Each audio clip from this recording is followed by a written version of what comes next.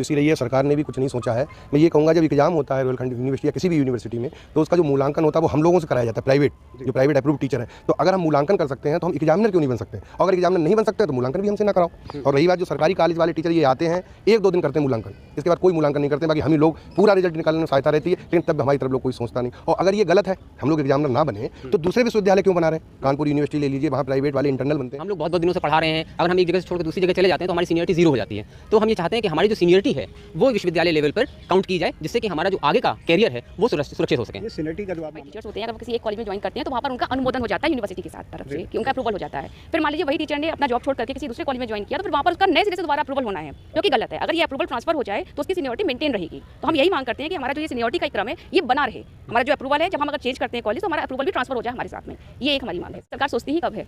मैं तो बिल्कुल ये कहूँगी कि एक सम्मानजनक वेतन हम लोग के लिए फिक्स होना चाहिए। अगर आप देखिए तो सरकारी टीचर से ज़्यादा संख्या प्राइवेट टीचर्स की है। इससे हमने जब अपनी मांग ये रखी थी कि जो हमें एक्सटर्नल एग्जामिनर बनाया जाए, तो उन्होंने कहा था कि नहीं, आप लोग हैं ठीक है, 5% का हम लोग की कटौती होती है उसमें हमें बेनिफिट मिलना चाहिए, वो बेनिफिट नहीं है। तो बस इसी मांग को लेकर हमारा जो है उनसे बात हुई थी। जो वो बात उन्होंने कही कि नहीं ये मांगे पूरी होगी, लेकिन वो झूठ है। तो बस ये गवर्नमेंट से ये एक गुजारिश ही कर सकते हैं कि मतलब जो उनको मिलता है वो हमें दें। हम लोग ये चाहते हैं कि हमारा डाटा जितना भी है सेल्फ फाइनेंस का वो ऑनलाइन किया जाए। जितने भी अप्रूव टीचर हैं उनका मतलब ऑनलाइन होगा तभी हमारा कुछ हो पाएगा, क्योंकि पता चलता है बहुत से ऐसे कॉलेज में जहाँ पर स्टाफ है ही नहीं, और उसकी वजह से हम लोग का शोषण ज़्यादा हो रहा है।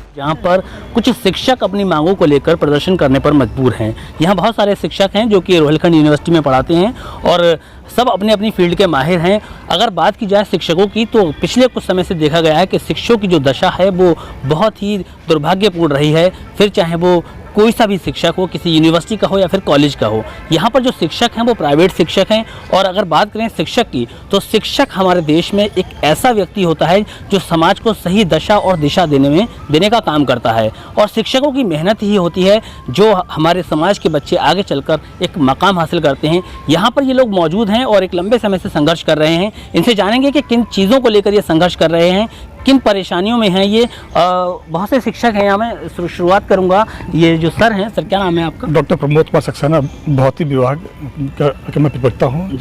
मैं ये कहना चाह रहा हूँ कि ये जो सब बातें हो रही हैं, ये सब रोहिलखंड जो परिदृश्य है उसी में बहुत काफ़ी है। ना तो आप देखिए आगरा यूनिवर्सिटी में ऐसा कहीं कुछ नहीं है, ना मेरठ यूनिवर्सिटी में कहीं कुछ नहीं है, ना लखनऊ, ना कानपुर। ये वहाँ पर क्या नाम है, इस जो आउटर जो बाउंड्री वाले जो आपके जो राज्य है उसके करिए जो क्या नाम है जो स्टेट्स है उसमें कैसा उसमें कुछ नहीं है। मैं ये आपका जो रोहिलखंड का जो क्षेत्र है उसमें ये आपको बहुत ज़्यादा है। आज आप यहाँ पर आप सब लोग इकट्ठा हुए हैं, बहुत सारे लोग हैं, क्या कारण है और किस वजह से आप यहाँ इकट्ठा हुए? हम लोग इस वजह से इकट्ठे हुए कि हम लोग की जो संख्या है, जो कॉलेज की जो संख्या है वो करीब आई थिंक वैसे 5-6 है।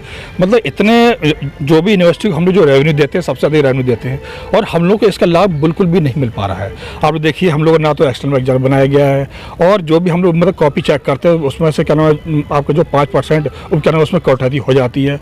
और हम लोग को यूनिवर्सिटी में एक बिल्कुल जस्ट लगे एज ए मतलब मजदूर की तरह ट्रीट किया जाता है। मतलब हम लोग को एक जो क्या नाम है जो एक शिक्षक के रूप में होना चाहिए वैसा कहीं कुछ नहीं है। मतलब एज ए लेबर आपसे काम कराया जा रहा है कुल मिला के अगर देखा जाए तो। एक मैडम भी हैं वो भी टीचर हैं, इनसे भी जानेंगे कि क्या मांगे हैं इनकी और क्या परेशानी है। क्या नाम है मैडम आपका? डॉक्टर नाज नाम है मेरा और डिपार्टमेंट ऑफ बॉटनी है, मैं महाराजा अग्रसेन से हूँ जी।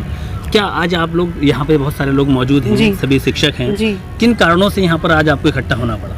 सर हम लोग की जो कुछ मांगे हैं जो हम लोग कुलपति से मिले थे, तो कुलपति से हमने जब अपनी मांग ये रखी थी कि जो हमें एक्सटर्नल एग्जामिनर बनाया जाए, तो उन्होंने कहा था कि नहीं, आप लोग हैं ठीक है, 5% का हम लोग की कटौती होती है उसमें हमें बेनिफिट मिलना चाहिए, वो बेनिफिट नहीं है। तो बस इसी मांग को लेकर हमारा जो है उनसे बात हुई थी। जो वो बात उन्होंने कही कि नहीं ये मांगे पूरी होगी, लेकिन वो झूठ है।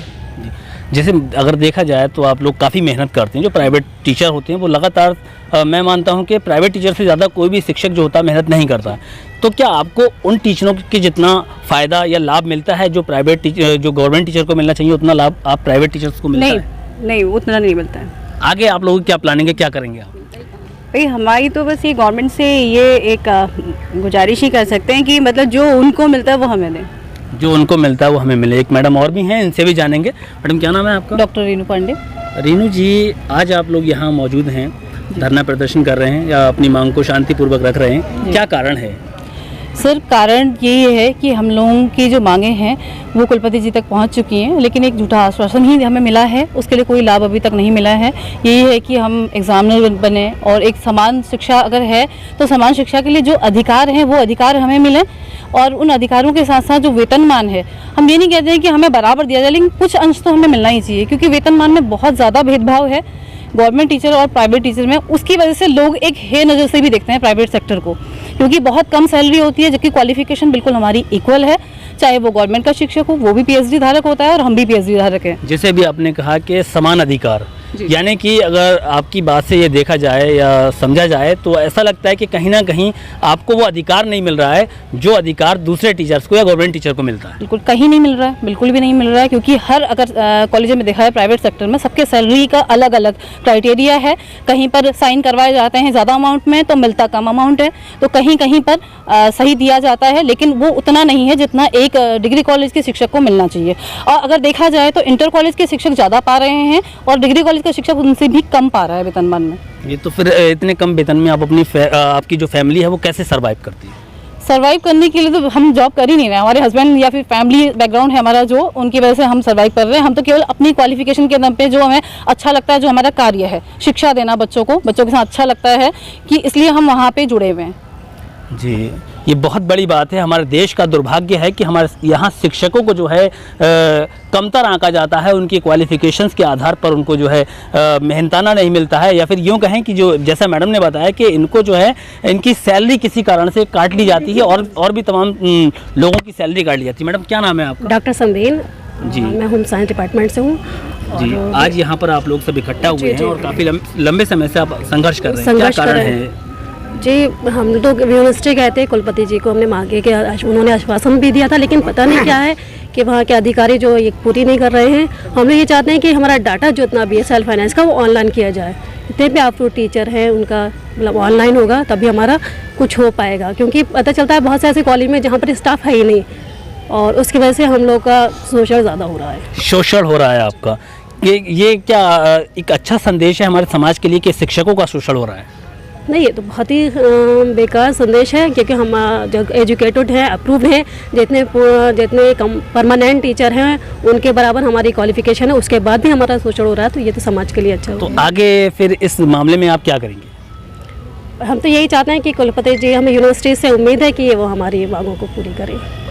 यूनिवर्सिटी और कुलपति से इनकी उम्मीद यह है कि इनकी मांगों को पूरा किया जाए, इनकी बात को सुना जाए और इनकी जो भी समस्याएं हैं उनका समाधान किया जाए। ये तमाम शिक्षक हैं, मैं कैमरामैन से कहूँगा कि एक बार ये इन तमाम शिक्षकों को दिखाया जाए जो कि एक लंबे अरसे से जो है संघर्ष कर रहे हैं, अपनी जीविकोपार्जन के लिए ज़िंदगी बद से बदतर गुजारने पर मजबूर हैं, लेकिन कहीं ना कहीं इसमें सरकार की या फिर शासन जो हमारा है, भारत सरकार या राज्य सरकार है, ये कहीं ना कहीं इसमें ढील डाले हुए है। जिस तरीके से पिछले कुछ समय से देखा गया कि 69,000 शिक्षकों की भर्ती पर रोक लगी थी, बहुत सारे शिक्षक जो थे वो बेरोज़गार थे, और आज जो शिक्षक प्राइवेट रूप से पढ़ा रहे हैं संस्थाओं में, वो भी बदतर ज़िंदगी जीने पर मजबूर हैं। ये हमारे देश का दुर्भाग्य है कि हमारे देश की शिक्षा प्रणाली में कहीं ना कहीं जो है कमी है, उसको सुधारा जाए। और अब 2022 में जो है इलेक्शन उत्तर प्रदेश का कंप्लीट होने वाला है, नई सरकार बनेगी, हो सकता है वही पुरानी सरकार हो।